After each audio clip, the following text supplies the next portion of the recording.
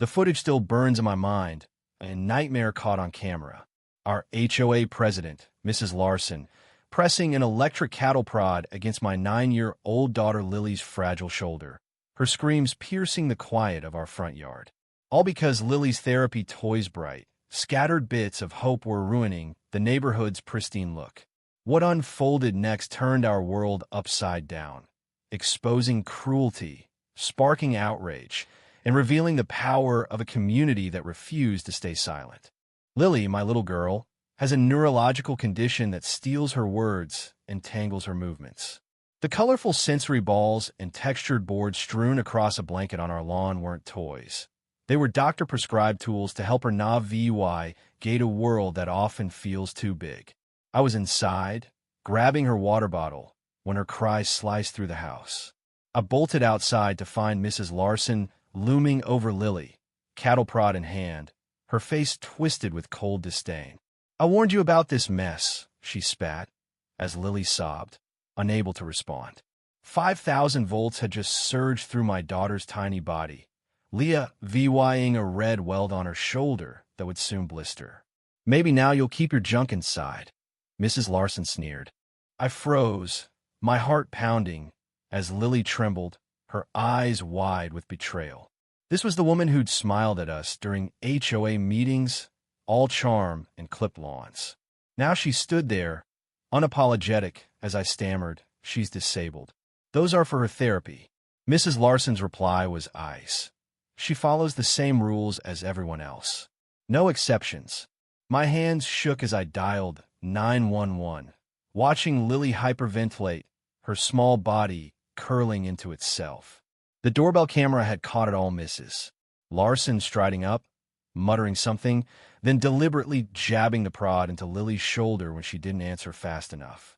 The responding officers watched the footage, their faces grim. "This is felony assault on a disabled minor," one said. "She's under arrest." Mrs. Larson shrieked about property values as they cuffed her, claiming Lily was faking her condition and needed discipline. I could barely breathe. At the hospital, the doctor confirmed a second-degree electrical burn, likely to scar forever. "Physically and emotionally," he added, his voice heavy. That night, Lily wouldn't sleep. She'd jolt awake, screaming, "No shock, no shock." I held her, guilt choking me for not protecting her. I uploaded the footage to our neighborhood's social media group, not expecting what came next. By morning, it had spread like wildfire, thousands of shares, news vans clogging our street. But what hit me hardest was the kindness. Neighbors we barely knew showed up with meals, cards, and stuffed animals for Lily. Parents organized a safety workshop for kids with disabilities. The mayor himself stopped by, vowing to investigate HOA overreach. 3 days later, the community center was packed for an emergency HOA meeting. Furious residents demanded answers. Mrs. Larson's husband tried to defend her, blaming repeated violations. Then Mr. Thompson, our elderly neighbor, stood, his cane trembling. "I've watched Lily struggle to pick up those toys every day," he said, voice cracking. "She drops them 20 times, but keeps trying. That woman's lawn has more heart than she does." The room roared with applause. The board voted unanimously to oust Mrs. Larson and pass new protections for disabled residents.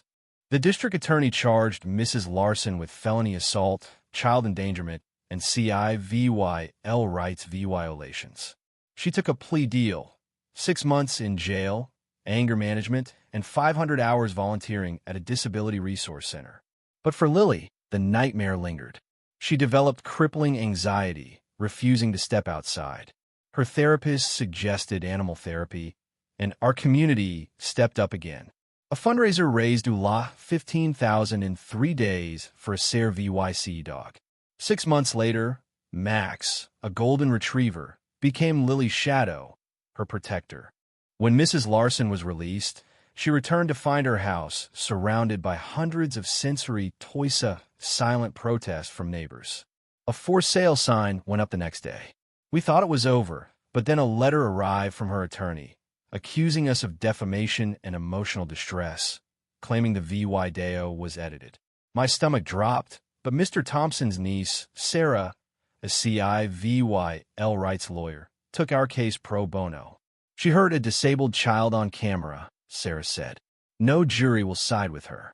She filed a countersuit for harassment, backed by neighbor testimonies about Mrs. Larson's history of targeting vulnerable residents. Days before trial, Mrs. Larson's lawyer called to settle. She'd drop her suit, pay for Lily's therapy, and accept a permanent restraining order if we dropped ours. The thought of Lily testifying, relieving her trauma, made the choice clear.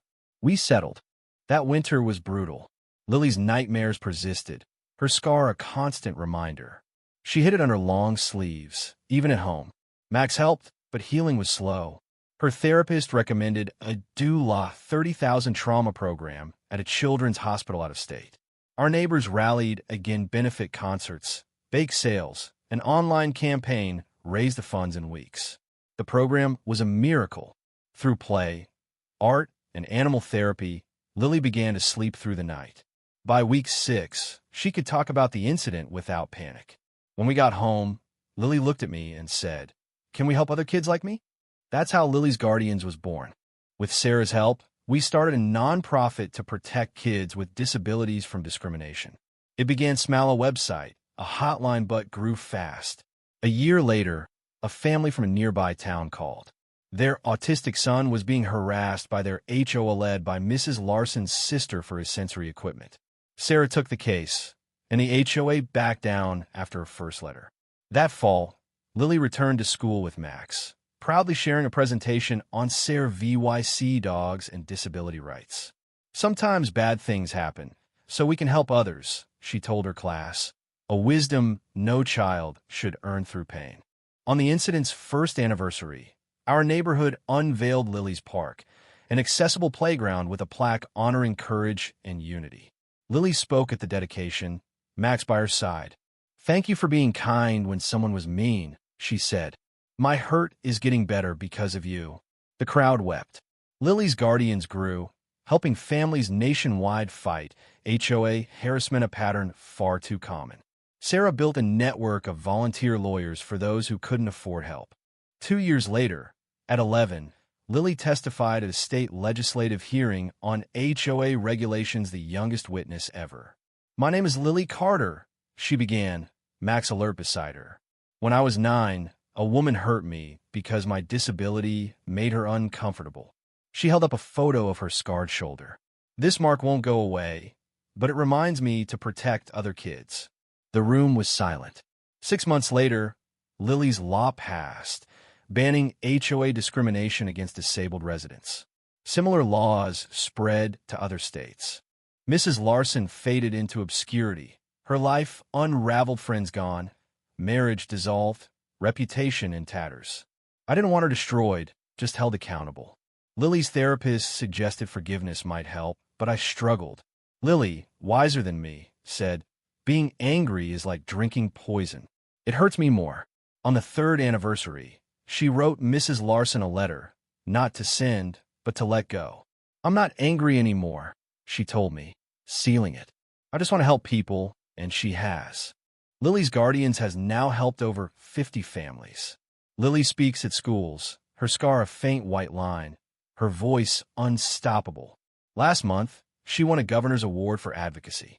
"Sometimes the worst day of your life leads to the most important work," she said on stage, Max at her side. As we left, she tugged my sleeve. "Dad, I want to be a lawyer like Sarah to help kids who can't speak up." I smiled. "You'll be amazing." That night, watching her sleep with Max curled at her feet, I realized something profound. A cruel act meant to silence my daughter had given her a voice that echoed far beyond our street. Pro-VYing, even the darkest moments can spark unstoppable change. What do you think? Was the community's response enough? Or should Mrs. Larson have faced harsher consequences? Should HOAs have the power to enforce rules that clash with medical needs? Drop your thoughts below. Hit that like button if this story moved you. And subscribe for more stories of justice and resilience. Where are you watching from? Let's get this conversation going.